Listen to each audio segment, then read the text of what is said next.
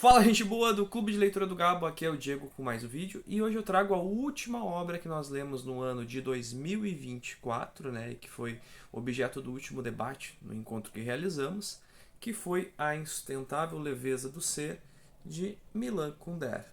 Um livro lançado nos anos 80 que nos traz uma série de reflexões sobre as escolhas que nós tomamos na vida, sejam as escolhas deliberadas ou os próprios caminhos do acaso. Mas se não bastasse só isso, o livro também tem um contexto que se passa durante a invasão dos tanques da União Soviética na República Tcheca, né, na Tchecoslováquia.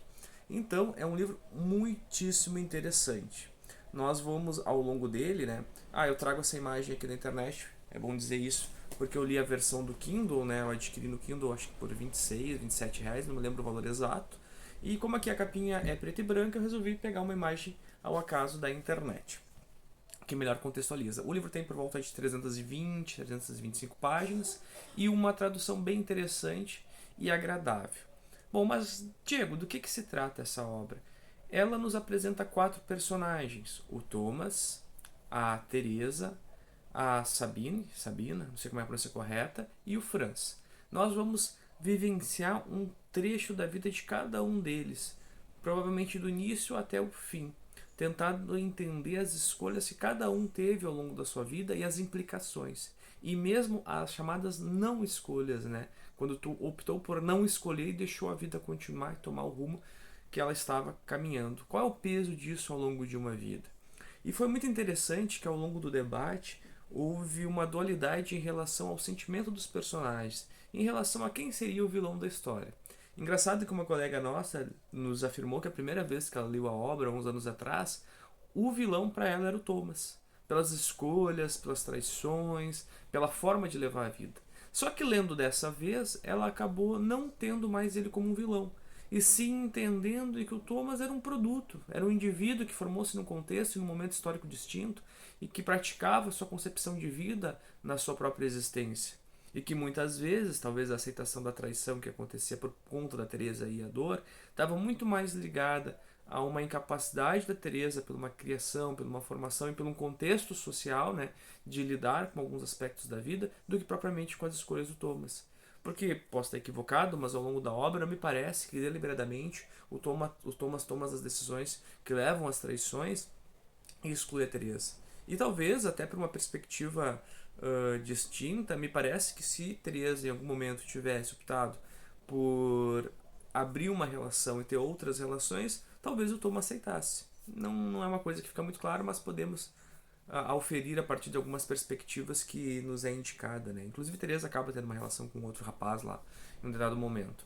Então a gente conhece esses dois esse casal, né, que para mim é o mais interessante no início, e depois tem a questão da Sabine e a questão também do Franz. E também o Thomas acaba se relacionando com a Sabine, né? Então, assim, basicamente alguns dizem que o Thomas e a Sabine seria uma espécie de alter ego, né, do escritor, mas aí é uma questão interessantíssima. Então o que acontece? Eles estão vivendo, né, em seu país e há uma tentativa deliberada de fazer um rompimento com os governos ligados à União Soviética. E há um posicionamento não só do Thomas, mas também da Teresa em relação a ser fotógrafo, a fotografar, e isso acaba levando então, né, colaborando para que o governo ligado à União Soviética acaba ocupando, invadindo, né, e assim impondo a sua vontade em relação à pequena república. Naturalmente, né, a Teresa, com fotos que buscavam construir uma espécie de caminho para a luta, um caminho para a resistência, acaba surtindo efeito contrário, porque as suas fotos são usadas para identificar as pessoas que estavam envolvidas e prender elas. Então olha que interessante, isso já é uma coisa sublime que o livro nos traz.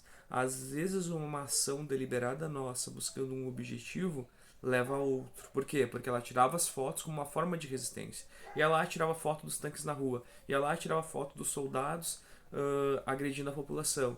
Só que ao invés dessas fotos servirem para tomada de memória coletiva, para o anseio popular, para a luta, para investidura, elas acabavam sendo utilizadas para identificar as pessoas e prender. Então, olha só, uma ação buscando um objetivo leva a outra. E isso é muito comum na obra, não só na questão política, mas na ação enquanto relação, né?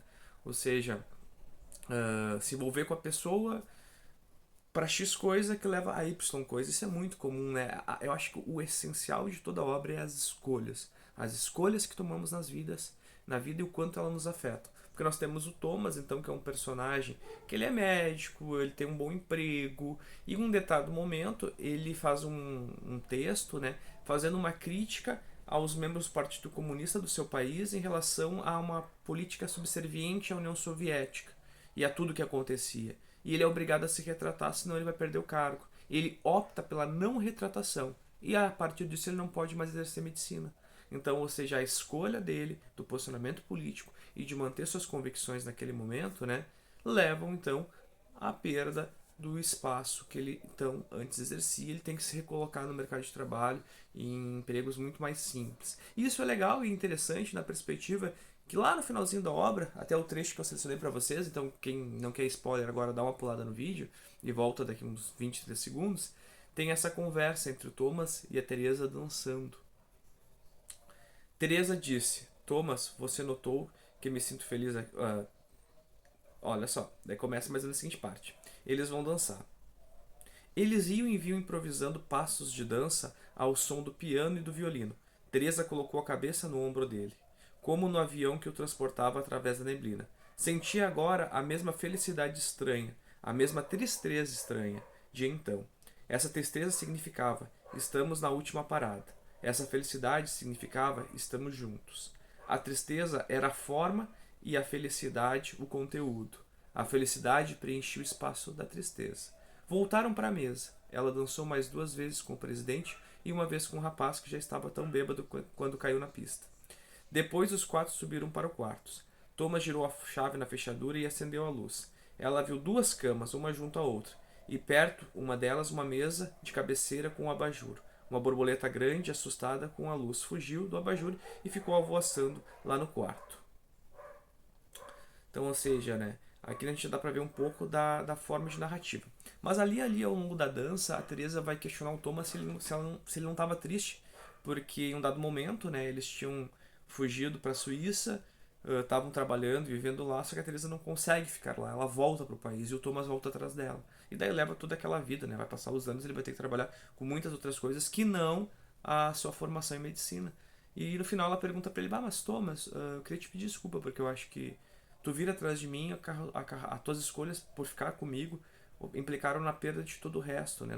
Naquela missão que tu foi criado, né? Aquela missão de salvar e cuidar da saúde do outro. E o Thomas diz: não existe missão, ninguém tem missão.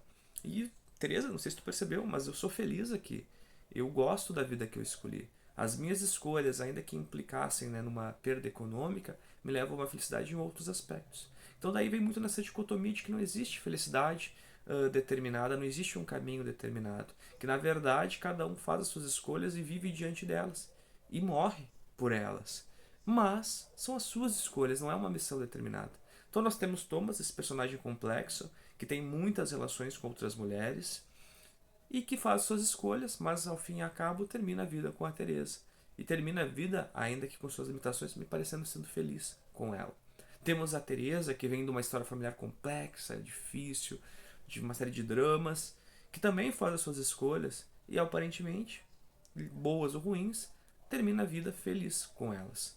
Temos a Sabine, que para mim talvez seja a maior incógnita, e talvez se nós tivermos que ter um vilão, para mim ela é a vilã, mas com uma certa limitação, também não dá para dizer que é uma vilã, mas que também faz suas escolhas, faz as suas opções, e com certeza vai arcar, já que ela é uma das poucas personagens que não morre no final, com o resultado delas. Temos o Franz, que faz as suas escolhas e morre por conta delas, né? Mas que são escolhas muito complexas, é um personagem acadêmico, um personagem que busca toda uma outra ressignificação da vida e da sociedade a partir do estudo, a partir da mudança, a partir do ato, né? Então nós temos vários personagens que fazem escolhas distintas ao longo da vida e que levam a vidas distintas, mas não existe vida certa, não existe caminho certo, não existe missão. Cada um ressignifica a sua ou não ressignifica a partir daquilo que acha melhor. Então espero que tenha gostado, não esqueça de se inscrever, curtir, compartilhar e até a próxima, pessoal!